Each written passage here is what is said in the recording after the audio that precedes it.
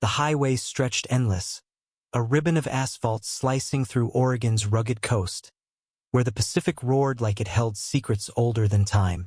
I gripped the wheel of my '78 Ford pickup, the hum of its engine a steady pulse against the silence between me and Riley, my stepson, sitting shotgun. 18 years old, all sharp edges and quiet storms. They hadn't said a word since we left Portland 3 hours ago. "Dad," Riley's voice cracked, barely audible over the wind slipping through the cracked window. They called me that, Dad, though I'd only been married to their mom, Claire, for 2 years. "I need to tell you something." My gut twisted. Riley's hands fidgeted with the frayed hem of their denim jacket, dark curls falling over eyes that held a weight I hadn't noticed before. The road blurred for a second as I stole a glance at them, the late afternoon sun painting their face in gold. Whatever they were about to say, it wasn't small. "Whatever it is, kid," I said, keeping my voice steady, "I'm here." The words felt heavy, like a promise I wasn't sure I could keep. I'd spent my life fixing things. Carburetors, leaky roofs, Claire's broken heart after her first marriage fell apart. But this felt like uncharted territory. Riley exhaled, long and shaky. "I'm not a boy or a girl. I'm non-binary." The confession hung between us, raw and fragile, like a glass ornament teetering on the edge of a shelf. "And I'm scared, Ethan. Scared you'll hate me. Scared Mom won't get it. Scared this town, this world, won't let me be me." I kept my eyes on the road, not because I didn't care, but because I needed a second to process. Non-binary. I'd heard the term, seen it online, but it was distant, academic. Now it was real, sitting in my truck, wearing my stepkid's face. My heart thudded, not from judgment, but from the sudden weight of being trusted with something so big. "Riley," I said, my voice low, "I don't hate you. I could never hate you." I glanced over, catching their eyes wide, searching, like they were waiting for the other shoe to drop. "You're my kid. That's what matters." They nodded, but their shoulders stayed tense, like they didn't quite believe me. The ocean roared to our left, waves crashing against cliffs, and I felt the urge to pull over, to stop the world for a minute so we could sort this out. But we kept driving, the road pulling us forward like it knew we weren't done yet. We were headed to Astoria for a weekend fishing trip, just the two of us. Claire thought it'd be good for bonding, since Riley and I had always been more like polite roommates than family. I wasn't their real dad, and they weren't quick to trust. Their biological father, Greg, had walked out when Riley was 10, leaving behind a kid who learned early that love could be conditional. I wasn't Greg, but I wasn't sure Riley believed that yet. "Does your mom know?" I asked, careful not to push too hard. Riley shook their head. I tried to tell her once, but she got weird, started talking about phases and how I'd figure it out. I didn't want to fight. Their voice cracked again, and I caught the glint of tears. They quickly blinked away. Claire loved Riley fiercely, but she had blind spots. She grew up in a small town where things like gender were black and white, and she clung to that simplicity sometimes. I'd seen her flinch when Riley started wearing looser clothes, cutting their hair in uneven chunks with kitchen scissors. She'd laugh it off, call it teen stuff, but I saw the fear in her eyes, fear of change, of losing the kid she thought she knew. "I'll talk to her," I said, not sure how I'd manage it without starting a fight. "She loves you, Riley. She just needs time to catch up." Riley snorted, a bitter edge to it. "Yeah, good luck with that." The road curved, hugging the coastline, and I spotted a turnout ahead. I pulled over, the truck's tires crunching on gravel. The ocean stretched out before us, endless and wild, the kind of view that made you feel small but not alone. I turned off the engine, letting the silence settle. "Why now?" I asked, turning to face them. "Why tell me here, In the middle of nowhere, Riley's fingers traced the seam of their jeans, their voice barely above a whisper. Because you listen. Even when I'm a jerk, you don't give up. And I needed to know if you'd still want me around. The words hit like a punch. I leaned back, staring at the horizon, trying to find the right thing to say. I wasn't good with feelings, never had been. Growing up in Boise, my dad taught me to fix cars, not hearts. But Riley wasn't a carburetor. They were a person, my person, and they were waiting for me to prove I wasn't Greg.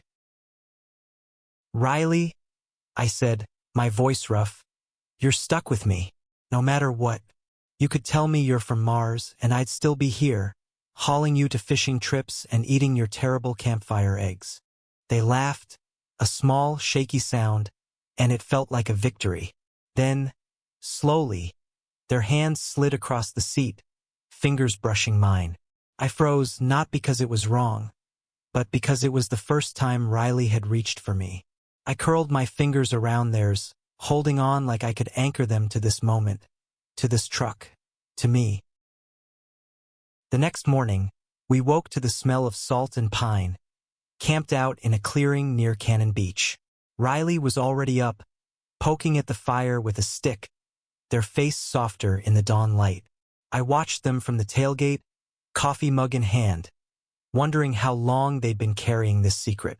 It made sense now, their quiet moods, the way they dodge questions about school, friends, the future. I chalked it up to teenage angst, but it was more. It was survival.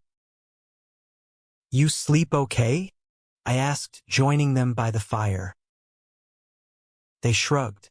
Better than I thought. First time I've slept without, worrying. I nodded, sipping my coffee. You want to talk about it? What it means for you? Riley hesitated, then nodded. It's like I've always felt like I didn't fit. Not as a boy, not as a girl. Like I was stuck in the middle and everyone wanted me to pick a side. At school, kids call me freak because I don't act like they expect. Even the teachers look at me funny when I correct them on pronouns. My jaw tightened. They give you a hard time? Some do. There's this one guy, Tyler, captain of the soccer team. He's got it out for me. Keeps saying I'm confused. Like it's his job to fix me. Riley's voice was steady, but their eyes betrayed the hurt. I just want to be me, without everyone making it a problem. I wanted to drive back to Portland, find this Tyler kid, and have a word. But that wasn't what Riley needed. You're not confused, I said firmly. You're Riley. And anyone who can't handle that doesn't deserve your time. They smiled, faint but real, and tossed another stick into the fire. You make it sound so easy. It's not, I admitted. But you're not alone. You've got me and we'll figure out how to get your mom on board. Maybe even the school. Riley's smile faded. Mom's gonna freak. She's already weird about me not wanting to wear dresses to family stuff. I sighed, thinking of Claire's stubborn streak.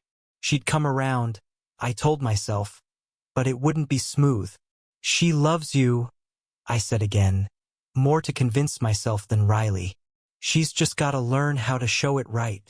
We spent the day fishing, the tension easing with every cast into the surf.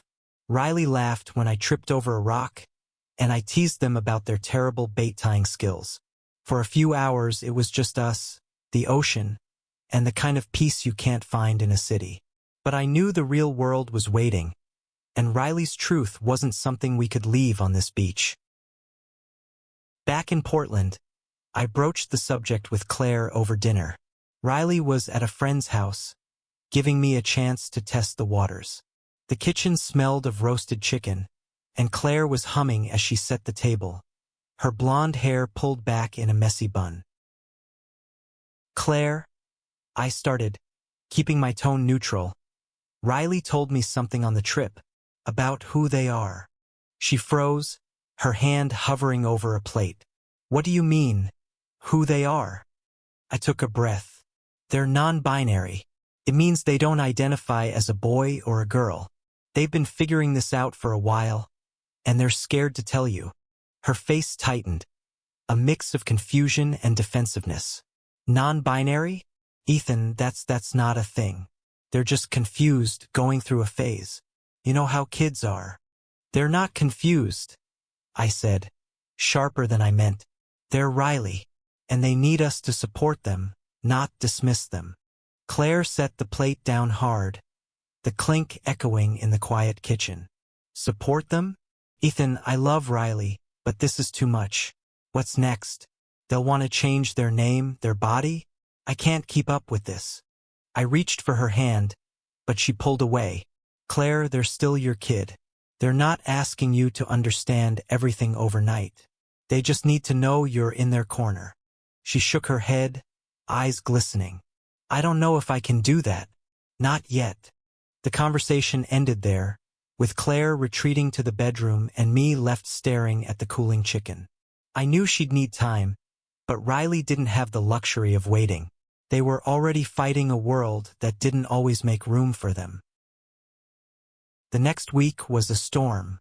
Riley came out to Claire, and it went about as well as I'd feared. She didn't yell, but her silence was worse. Cold, distant. Like she was mourning a version of Riley that never existed. Riley started spending more time at the community center, where they found a queer youth group. It was a lifeline, but it didn't erase the hurt of their mom's rejection. At school, things got uglier. Tyler and his friends escalated their taunts, cornering Riley in the cafeteria one day. I only found out because Riley came home with a bruise on their arm, claiming they'd bumped into a locker. I didn't buy it, but they begged me not to get involved. It'll make it worse, they said, their voice small. I felt helpless, caught between wanting to protect Riley and respecting their need to fight their own battles. But when I saw Tyler's smug face at a school event, I couldn't stay quiet. I pulled him aside, keeping my voice low but firm. You mess with Riley again, you'll deal with me. Understood. He nodded, pale, but I knew it wasn't over. Kids like Tyler didn't back down easy, and Riley was still a target. Months later, things started to shift. Claire went to a support group for parents, dragged there by a coworker whose kid was trans. She came back quieter, thoughtful, asking me questions about pronouns and what Riley needed. It wasn't perfect, but it was a start. Riley noticed, too, their guarded smiles returning when Claire used they without stumbling. One evening, as spring turned to summer, Riley and I took another drive, this time to the Columbia River Gorge. The truck rumbled along, the air warm with the promise of change. Riley was different now, still sharp-edged, but lighter, like they'd set down a weight they'd carried too long. Thanks, Dad, they said out of nowhere, for not giving up. I glanced at them, my throat tight. Never will, kid. Their hand found mine again, and this time I didn't hesitate. I held on, the road stretching ahead, carrying us toward a future we'd build together. One truth, 1 mile, 1 moment at a time.